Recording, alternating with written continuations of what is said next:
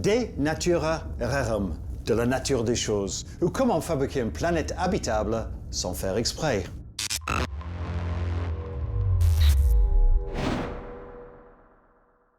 Préface. La science contemporaine semble avoir détruit l'idée que l'univers a été fabriqué pour que l'homme puisse y vivre en adéquation. Une planète Terre sur mesure. Pour autant, cette même science suggère que nous sommes uniques, ou tout du moins rares, fruits du hasard, chefs-d'œuvre de la création. Tout a commencé avec un bang, un Big Bang, un gros Big Bang, qui n'a pas fait de bruit, parce que pour faire du bruit, il faut une vibration. Et en dehors du Big Bang, il n'y avait rien à vibrer.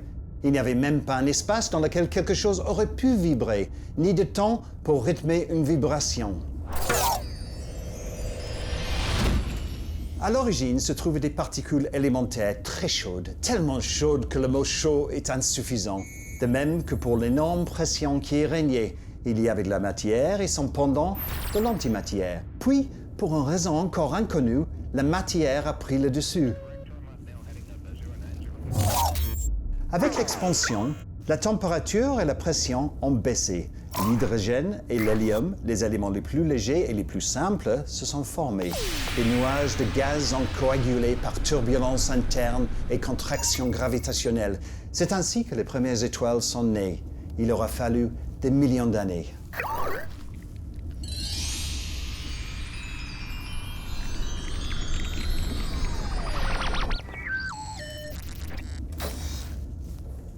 Les lois physiques et les constantes universelles, par un heureux hasard, ont permis ces transformations décisives, afin de mettre en marche la création de notre univers.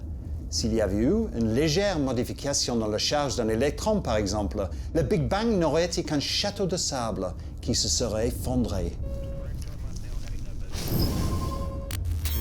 Une étoile est un réacteur nucléaire autorégulé. Elle génère de l'énergie en transformant des éléments par fusion. À partir d'éléments simples, des éléments plus complexes sont créés. C'est ce qu'on appelle la nucléosynthèse stellaire.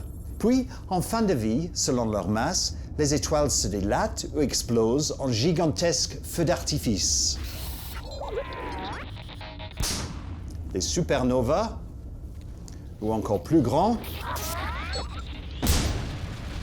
des hypernovas. Les composantes de l'étoile sont crachées dans l'espace et grâce à la disparition de ces premières générations d'étoiles, les éléments lourds sont introduits dans l'univers.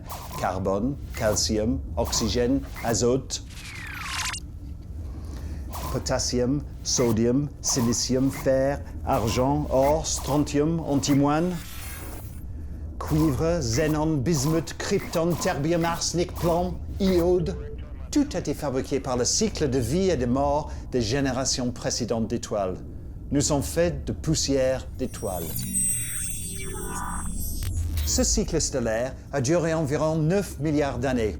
Puis quelque part dans l'univers, quelque part dans une galaxie, une étoile est engendrée. Dans une région particulièrement riche en éléments lourds.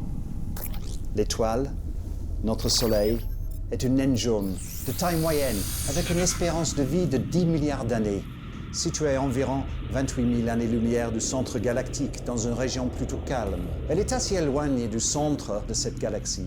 Plus il y a d'étoiles, plus il y a des chances d'être exposé au rayonnement gamma des supernovas, plus il y a des chances d'être bousculé par des ondes gravitationnelles causées par la collision d'étoiles à neutrons, plus il y a des chances d'être confronté à la pagaille cosmique due à la proximité d'un trou noir, plus il y a de...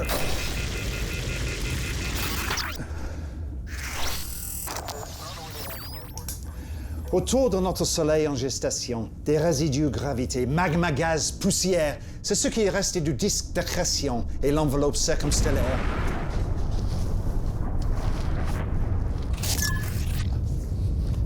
Ces déchets, à très haute température, se heurtaient, fusionnaient, se détruisaient, refusionnaient dans une violence inouïe pour finalement constituer des planètes de notre système solaire. Une cacophonie explosive, toutefois dépendante des lois de la physique, tourbillonnée dans les désordres monstrueux pour enfin donner naissance à une harmonieuse mécanique céleste. Bingo! Un jeu de chance, joué à l'aveuglette, et la Terre fut.